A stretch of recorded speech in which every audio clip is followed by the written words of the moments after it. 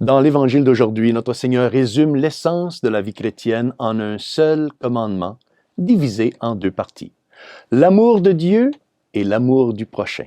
C'est le plus grand de tous les commandements et la raison même de tous les autres commandements.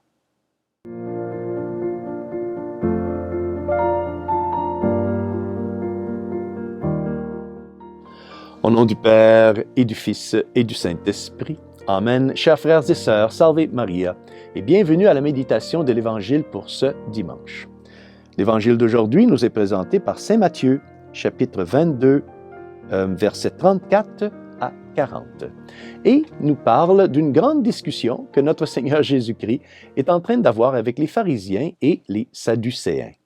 Et au milieu de cette discussion, les pharisiens donc demandent au Seigneur quel pourrait être le plus grand de tous les commandements. Permettez-moi de vous dire, avant que nous abordons la réponse à cette discussion, permettez-moi de vous mettre dans le contexte, de vous dire un mot sur le contexte de cette discussion. Car, à l'époque de notre Seigneur, les Juifs avaient élaboré un code complexe et bien compliqué de règles et de commandements. Il n'y avait pas moins que 613 commandements. Et oui, 613 commandements, dont 248 commandements à faire, donc c'était des commandements positifs, et 365 commandements à ne pas faire, donc des commandements négatifs. Donc au total, 613 commandements. Vous pouvez donc bien vous imaginer à quel point il serait presque impossible pour quiconque de tous les pratiquer ou même de simplement les connaître et de s'en souvenir. Il y avait de fréquentes discussions parmi les Juifs pour savoir lequel des commandements était le plus grand et donc le plus important pour qu'ils puissent se concentrer à pratiquer celui-là ou ceux-là. Or, si l'on remonte quelques versets de l'Évangile de Saint Matthieu, on voit que les Sadducéens, qui ne croyaient pas à la résurrection, venaient de poser à notre Seigneur une question plutôt embarrassante à propos d'une femme qui avait eu 7 maris. Et donc, les Sadducéens demandaient à notre Seigneur de qui serait-elle la femme au paradis. Notre Seigneur avait montré aux Sadducéens qu'ils ne connaissaient rien dans l'Écriture sainte. Parce que les âmes de ceux qui sont justes, après leur mort, ils deviennent comme des anges, dit le Seigneur. Et donc, ils ne se marient pas et n'ont pas de conjoint au ciel. Les Sadducéens, avec cette réponse du Seigneur, furent complètement réduits au silence.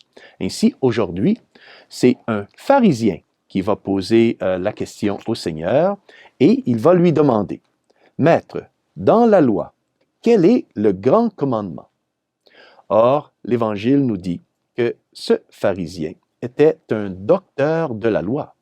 Il était donc un expert en la matière. Il voulait peut-être comme tester la connaissance de notre Seigneur par rapport à la loi. En même temps, il est également possible que cet homme ait remarqué la grande sagesse et la grande sainteté de notre Seigneur et qu'il voulait donc connaître l'opinion de notre Seigneur sur cette question problématique qui l'intriguait vraiment.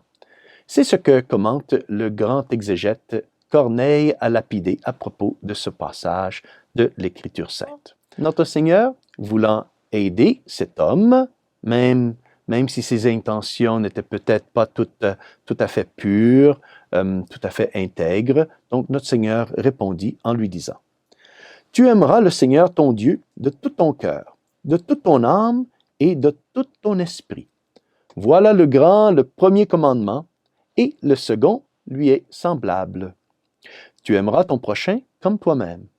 De ces 2 commandements dépend toute la loi, ainsi que les prophètes. » Dans cette réponse, nous avons la parole de la sagesse éternelle et incarnée, notre Seigneur Jésus-Christ lui-même. Le plus grand des commandements, dit le Seigneur, est d'aimer Dieu par-dessus toute chose et de l'aimer de tout notre cœur. Cet amour de Dieu est la vertu chrétienne que nous appelons la charité, ou caritas en latin, ce qui signifie donc amour. Notre Seigneur ajoute que le 2e commandement et, comme le premier, aimer son prochain par amour pour Dieu. C'est parce que nous ne pouvons pas aimer Dieu que nous ne voyons pas si nous n'aimons pas notre frère et notre sœur, notre prochain, que nous voyons. Tous les autres commandements sont le fruit de ces deux commandements. Frères et sœurs, si nous analysons bien les 10 commandements, nous voyons que les 3 premiers concernent l'amour de Dieu et les 7 suivants concernent l'amour du prochain. Cet amour appelé charité ou caritas n'est motivé par aucun intérêt égoïste ni par aucune motivation d'intérêt personnel.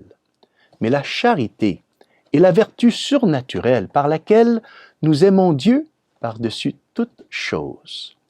Le seul motif qui nous pousse à aimer Dieu est que Dieu mérite tout notre amour. L'amour, nous dit saint Augustin, est son propre motif et sa propre récompense. Nous ne pouvons pas mettre de limites à cet amour. Celui qui met des limites à l'amour n'aime pas vraiment. C'est pourquoi saint Bernard nous dit que la seule mesure pour aimer Dieu est de l'aimer sans mesure. Si nous aimons vraiment Dieu, nous ferons tout pour lui plaire. C'est pourquoi saint Augustin, il dit « Ama et quod fis fact » aime et fais ce que tu veux.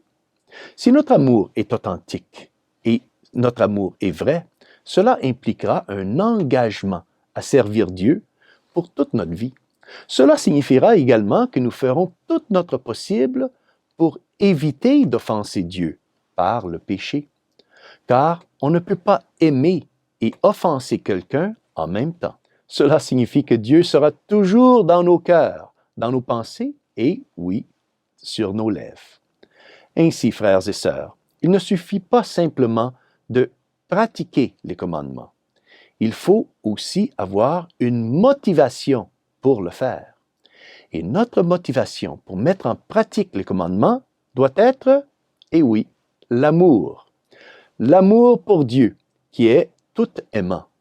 Beaucoup de gens pensent que s'ils ne volaient pas, ou ne volaient jamais, ou ne tuaient jamais personne, donc ils iraient directement au ciel. Bien sûr, nous devons toujours éviter ces péchés très très graves. Nous ne devons jamais voler, ou pire encore, nous ne devons jamais tuer personne. Mais encore là, c'est important de le savoir, cela ne suffit pas. Nous devons être bien meilleurs que ça, car même les voleurs sont parvenus au ciel. Rappelez-vous du bon larron crucifié aux côtés de notre Seigneur. Personne ne peut entrer au ciel sans accomplir, sans pratiquer le premier et le plus grand de tous les commandements. Aimer Dieu par-dessus toute chose. C'est pourquoi saint Jean de la Croix, il dit qu'au soir de la vie, nous serons jugés par notre amour. L'Évangile d'aujourd'hui nous invite donc, frères et sœurs, à réfléchir sérieusement sur cette grande vérité. Oui, parce que parfois nous réduisons notre vie spirituelle à une série de propositions négatives, comme par exemple « je ne devrais pas faire ceci »,« je ne devrais pas faire cela ». Bien sûr, et je le répète encore une fois, nous devons toujours éviter le péché. Mais ce n'est pas assez. Ce dont nous avons besoin, c'est d'aimer. Et oui, c'est d'aimer Dieu par-dessus toute chose et d'aimer notre prochain par amour à Dieu. Nous devons apprendre à grandir dans l'amour de Dieu tous les jours de notre vie. Comme le dit saint Paul dans son épître, la charité est la plus grande de toutes les vertus. Demandons donc aujourd'hui, frères et sœurs, à Notre-Dame, qui est un exemple d'amour, d'un amour noble, d'un amour désintéressé, demandons-lui de nous apprendre, de nous aider à toujours aimer son Fils comme elle l'aime, c'est-à-dire de tout notre cœur, de toute notre âme, et de tout notre esprit. Et que Dieu Tout-Puissant vous bénisse. Au nom du Père et du Fils et du Saint-Esprit. Amen. Salve Maria!